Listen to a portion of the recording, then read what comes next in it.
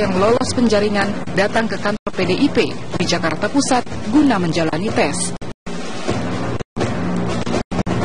Di antara yang hadir adalah Sandiaga Uno, Abraham Lunggana, Yusril Ihza Mahendra, dan Hasnaini atau yang dikenal dengan sebutan wanita emas. Sejumlah calon penantang Ahok ini tampak semangat mengikuti tes seleksi seperti yang dilakukan PDIP ini. Berbagai persyaratan pun mereka penuhi demi bisa diusung oleh parpol tersebut untuk merebut kursi pemimpin nomor 1 di ibu kota.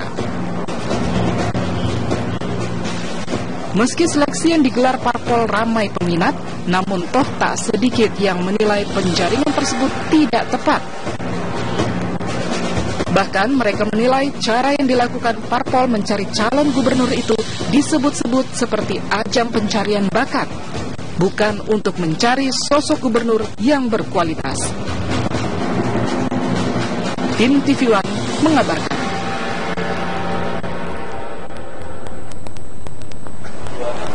Ya, meskipun banyak kritikan kemudian dilontarkan untuk PDIP dalam proses mekanisme untuk mencari calon bakal gubernur, tetapi kita apresiasi ya, ini satu langkah maju ke depan PDIP, tidak menunggu-nunggu lagi kemudian. Ini sekarang sudah dilakukan prosesnya, ada 34 orang, kemudian 32 yang akan disaring nanti menjadi 5.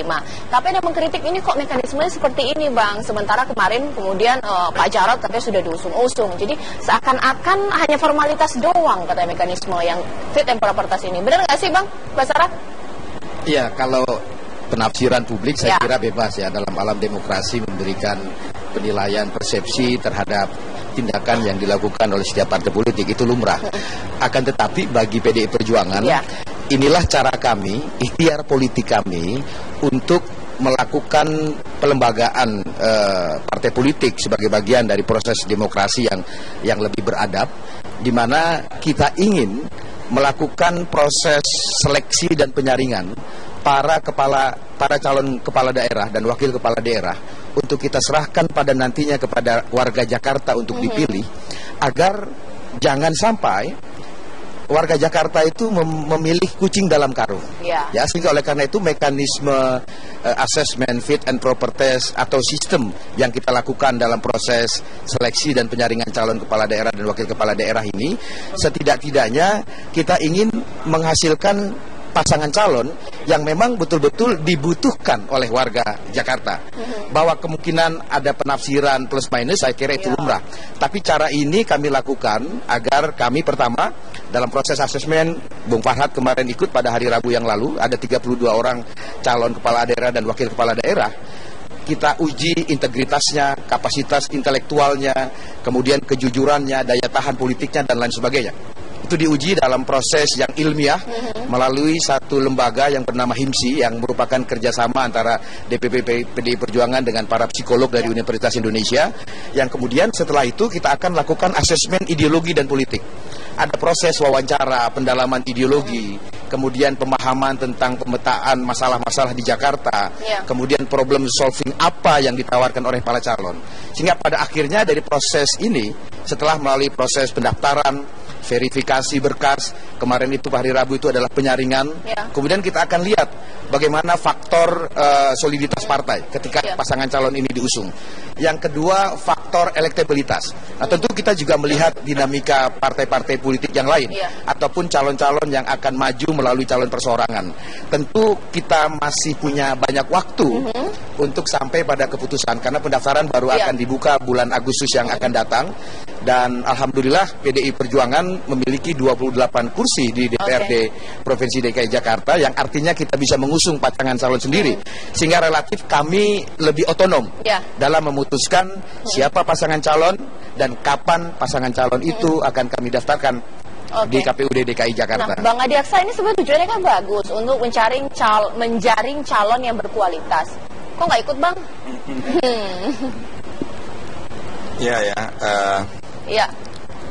Ini Cak, bagi saya memang benar ya, artinya pola rekrutmen sistem kepemimpinan nasional kita sekarang ini melalui sistem partai.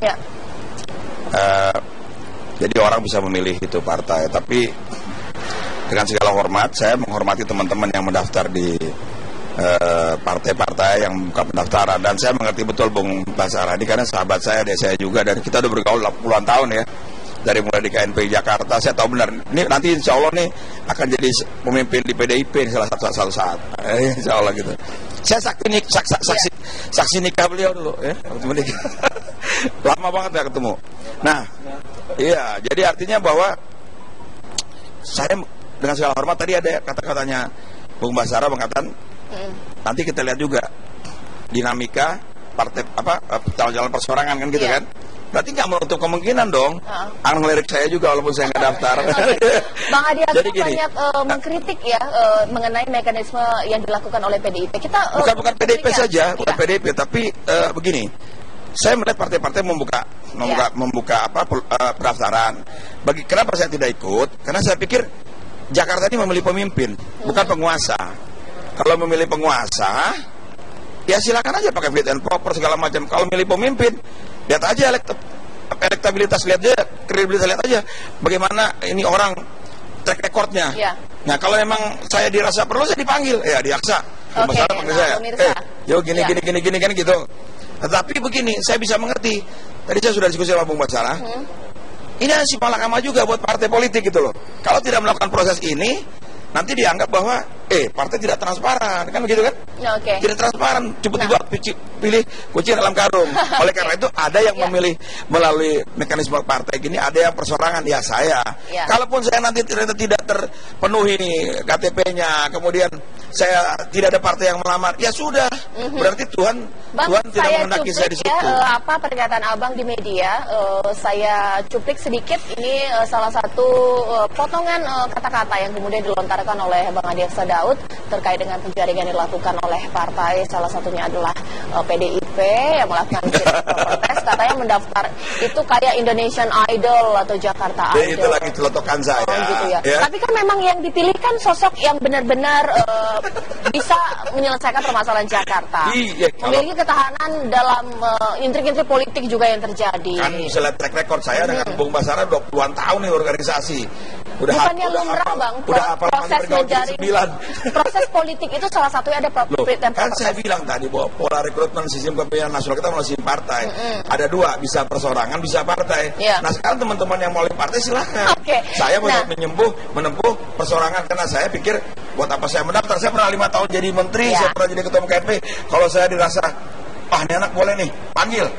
Saya siap, tapi kalau minta maaf ya dalam arti kata seperti saya pengen mendaftar gitu tanpa menghargai hormat, itu bukan bagian saya. Bagian teman-teman silakan. Nah kalau misalnya proses apa yang sudah dijalani dalam fit and proper test ini, sini Bang, tapi sesaat lagi ya, hanya di Apa Kabar Indonesia malam akhir pekan, waktu yang terbatas.